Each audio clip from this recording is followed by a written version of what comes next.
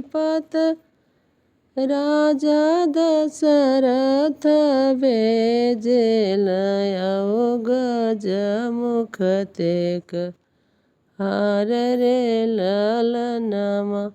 अरे आओ गजमुख तेक हार रे ललनमा। इतनी पहिनी सीता चौका बैठली। इतनी पहिनी सीता चौका बैठली। अरे देहुआ माया पनिया शीश रे ललनवा। अरे देहुआ माया पनिया शीश रे ललनवा। कोखिया ही की जुड़ रही शीतल रानी। कोखिया ही की जुड़ रही शीतल रानी।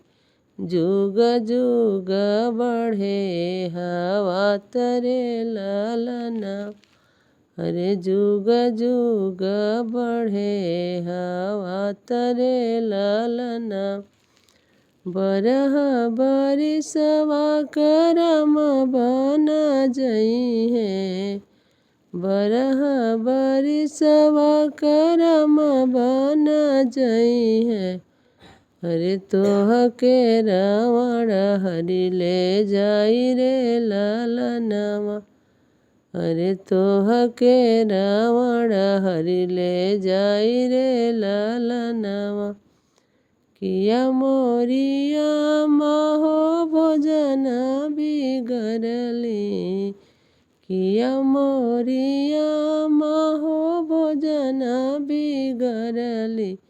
अरे किया से वहाँ कैली कुछ चुक रे ललनवा। कवन बिगड़ हमसे भैल मोरिया माँ। कवन ही चुकी हमसे भैली मोरी माता। दिहलु तू एत बड़ सारा परे ललनवा। ना मोरी बेटी हो भोजन बिगड़लू। ना सेवा गैलू हमरे चुक रे ललनवा। तोहरे करम में बेटी लिखल बन बसवा। तोहरे करम में बेटी लिखल बन बसवा। से कैसे मेटल